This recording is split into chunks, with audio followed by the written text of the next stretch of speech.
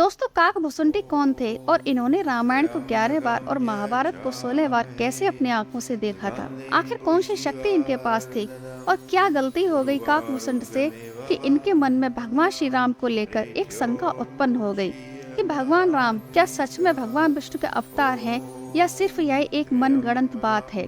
तो दोस्तों, आज की इस वीडियो में हम आप सबको सुनाएंगे राम भक्त काकभूसुंड जी की कथा। तो वीडियो में आगे बढ़ने से पहले अगर आप हमारे चैनल पर नए हैं तो सबसे पहले हमारे चैनल को सब्सक्राइब कर लें और बेल आइकन को दबा दें ताकि हमारे हर नए वीडियो की जानकारी आप सबको मिलती रहे। तो चलिए चलते हैं हम कहानी की ओर। काकभूसुंडी के चरित्र की कथा हमें वाल्मीकि रामायण और तुलसीदास जी की रामायण रामचरितमानस में सुनने को मिलती है।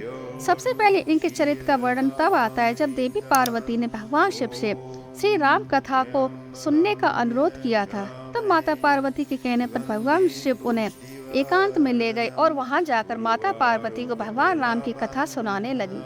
भगवान शिव को इस बात का आभास भी नहीं हो पाया कि देवताओं को भी दुर्लभ इस राम कथा का रसपान वहां बैठा हुआ एक कौवा कर रहा है। भगवान शिव के द्वारा कथा सुनकर उस कौवे को भगवान राम के सभी रहस्यों के साथ साथ पूरी कथा का ज्ञान हो गया था और यही कौवा आगे चलकर काकभूसुंड के रूप में जन्मा था। काकभूसुंडी भगवान राम के अनन्य भक्त थे और भगवान राम की भक्ति करने के अलावा उनके पास और कोई कार्य नहीं था। वे रोज एक वृक्ष के नीचे बैठकर राम कथा का पठन पाठन करते थे, जिसे सुनने के लिए दूर दूर से ऋषि मुनि उनके पास आते थे। उनकी कथा की चर्चा दूर दूर तक फैल चुकी थी, जिसे सुनकर एक बार भगवान शिव स्वयं उनके मुख से राम कथा सुनने के लिए हंस का अवतार लेकर उस वृक्ष के नीचे आकर बैठ गए थे। काकभूसुंड के मुख से भगवान श्री राम की कथा को सुनकर भगवान शिव इतने प्रसन्न हुए कि उन्होंने काकभूसुंड को इच्छा मृत्यु का वरदान दे दिया ताकि वे युगों युगों तक इसी प्रकार राम कथा का वाचन करते रहें। महादेव कुछ दिनों तक वही राम कथा जो उन्होंने स्वयं माता पार्वती को सुनाई थी काकभूसुंड जी के मुख से सुनकर तृप्त मन से कैलाश की ओर लौट गए। जो महान कथा स्वयं महादेव के मुख से निकली हो उसे स्वयं महादेव को ही सुनाने का सौभाग्य केवल काकभूसुंड जी को ही प्राप्त हुआ था। अब इनके जन्म के विषय में भी एक कथा आती है कि काकभूसुंड जी का जन्म श्री राम के जन्म से पहले एक कल्प पहले अयोध्या में ही एक शूद्र जाति में हुआ था। ये महादेव के बहुत बड़े भक्त थे और उन्हीं की भक्ति में अभिमान में वे अन्य देवताओं की निंदा किया करते थे। एक बार की बात है कि ये उज्जैन गए और वहाँ पर एक ब्राह्मण की सेवा में अपना जीवन बिताने लगे। संयोगवश वे ब्राह्मण भी महादेव के बहुत बड़े भक्त थे, पर वे भूल कर भी नारायण की निंदा नहीं करते थे। एक बार उन्हीं के सामने काकभूसुंड ने भगवान शिव की तुलना नारायण से करते हुए भगवान विष्णु की निंदा कर दी। श्री हरि की निंदा को सुनकर महारुद्र अत्यंत क्रोधित हो गए और उन्होंने आकाशवाणी के द्वारा काकभूसुंड को धिक्कारते हुए कहा कि हे अधम, तू स्वयं को मेरा भक्त कहता है, पर तुझे ये भी ज्ञान नहीं है कि हरि और हर में कोई भेद नहीं है। तूने नारायण की निंदा करके मेरी भक्ति को कलंकित किया है, इसलिए जा, तू 1000 अधम योनियों में जन्म लेकर भटकता रहेगा। महादेव के रौद्र रूप को देखकर काकभूसुंडी कांपते हुए भगवान शिव से दया की भीख मांगने लगे।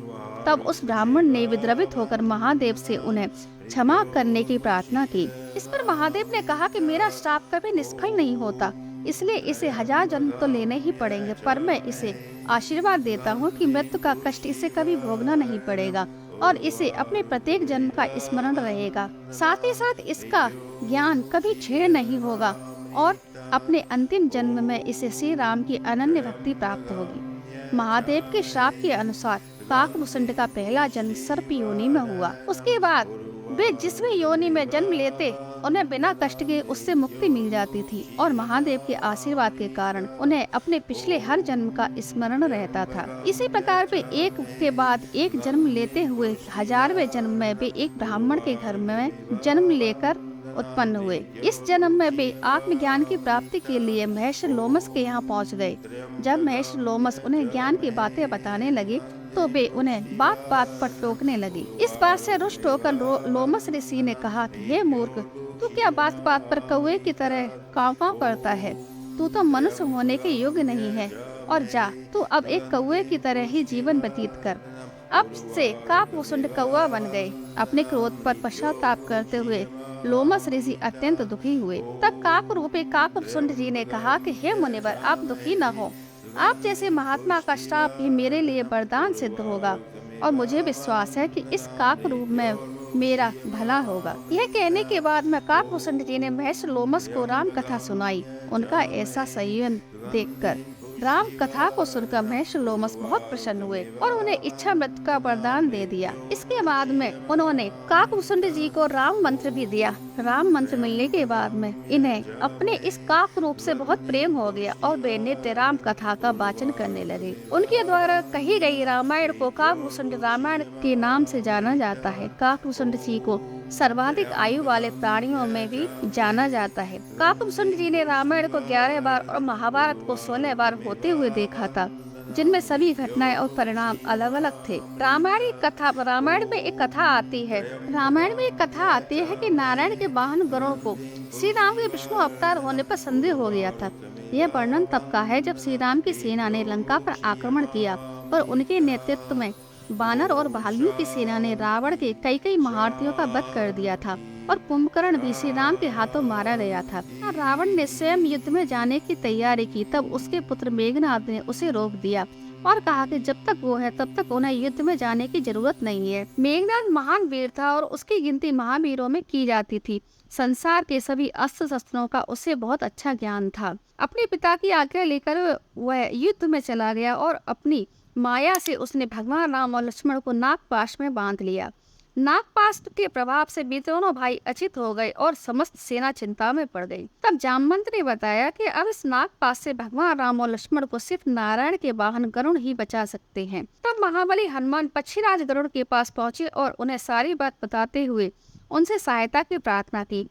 जब गरुड़ देव ने सुना कि श्री राम और लक्ष्मण अचेत हो गए युद्ध में, तब वे तुरंत हनुमान जी के साथ में चल दिए। गरुड़ ने अब तक तो सिर्फ श्री राम के बारे में सुना ही था और उनके आराध्य भगवान विष्णु ने उन्हें बताया था कि वे उन्हीं के अवतार हैं। तब से ही गरुड़ के मन में श्री राम के दर्शनों की इच्छा जाग उठी थी। जब वे रणभूमि में पहुंचे तो उन्होंने श्री राम और लक्ष्मण को नागपाश में बंधे देखा तो बड़े ही आश्चर्य में पड़ गए कि जिन्हें भगवान विष्णु का अवतार कहा जाता है वो कैसे एक साधारण नागपाश में बंधे पड़े हैं।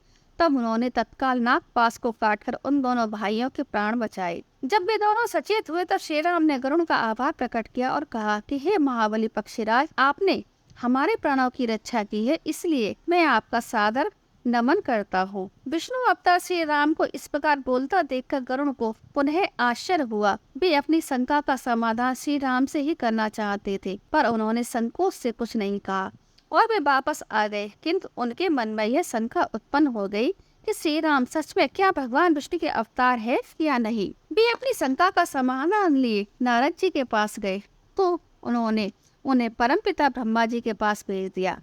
जब वे ब्रह्मदेव के पास पहुंचे तब उन्होंने उन्हें हंसकर महादेव के पास भेज दिया। अब वे महादेव के पास पहुंच गए तब महादेव ने उनसे उनकी शंका पूछी। तब उन्होंने कहा कि हे महादेव, मैंने आज जो देखा है उससे मेरे मन में शंका उत्पन्न हो गई है कि श्री राम क्या वास्तव में मेरे प्रभु विष्णु का अवतार हैं। तब महादेव ने मुस्कुराते हुए कहा कि ऐसा तुमने क्या देखा। तब गरुड़ बोले कि हे प्रभु, मैंने देखा श्री राम अपने भ्राता लक्ष्मण के साथ में एक साधारण से नागपाश में बंधे पड़े हैं, पर लक्ष्मण जी तो स्वयं ही शेषनाग का अवतार कहे जाते हैं, तो वे किस प्रकार एक तुच्छ नागपाश में बंध सकते हैं। और तो और उनके स्वामी भगवान विष्णु का अवतार कहाने वाले भगवान श्री राम स्वयं उसी नागपाश में बंधे हुए थे, जिनके केवल संकल्प मात्र से सृष्टि का आरंभ और अंत होता है। उन भगवान विष्णु के अवतार कहाने वाले भगवान श्री राम को मुझ जैसे तुच्छ प्राणी की सहायता की क्या आवश्यकता पड़ गई। इसी कारण मैं संदेह में पड़ गया हूँ और मेरे इस संदेह को आप दूर कर दीजिए। महादेव ने पूछा कि ब्रह्मदेव ने इस विषय में क्या कहा।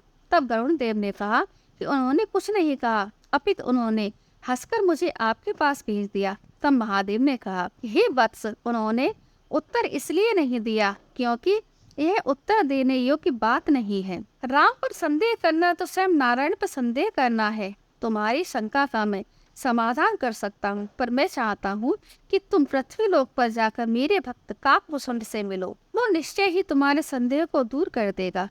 यह सुनकर गरुड़ काकभूषण के पास आए, जो एक वृक्ष के नीचे राम कथा सुना रहे थे। दूर दूर से आए ऋषि महेश तल्लीन होकर उनकी कथा को सुन रहे थे। गरुड़ वहीं बैठ गए। जब कथा समाप्त हुई और काकभूषण ने उन्हें देखा तो उनका स्वागत करते हुए कहा कि कितने सौभाग्य की बात है कि मेरे प्रभु नारायण के सेवक आज मेरी कुटिया में आए हैं। अतः आप कहिए कि मैं आपकी क्या सेवा कर सकता हूँ। तब गरुड़ ने उन्हें कहा कि मुझे एक संदेह हुआ है और आप मेरे उस संदेह को दूर कर दीजिए। तब काकभूषुंड जी बोले, ये पक्षीराज सावधान होकर सुनिए, मैं आपको श्री राम का वो रहस्य बताता हूँ कि जिसे स्वयं महादेव ने देवी पार्वती को बताया था और मैंने उसे सुना था। इसलिए भगवान श्री राम निस्संदेह ही श्री हरि विष्णु के ही अवतार है।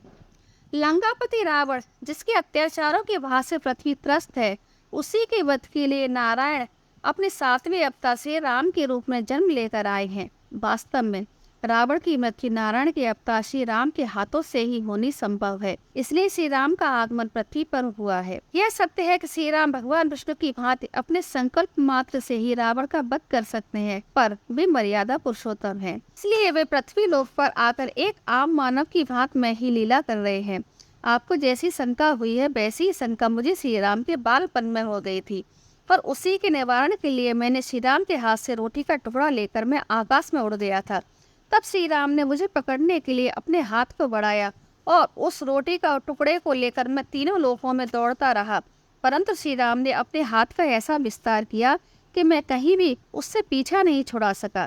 तब मुझे विश्वास हो गया कि श्री राम ही विष्णु भगवान के अवतार हैं। अतः हे पक्षीराज, जो तुमने उन्हें युद्ध में अचेत पड़े देखा, उसे उन्हीं की लीला मानिए, क्योंकि त्रिलोकी में बिना उनकी इच्छा के हे पक्षीराज, जो तुमने उन्हें युद्ध में अचेत पड़े देखा है, उसे उन्हीं की लीला मानिए, क्योंकि त्रिलोकी में बिना उनकी इच्छा के कोई उन्हें मूर्छित नहीं कर सकता।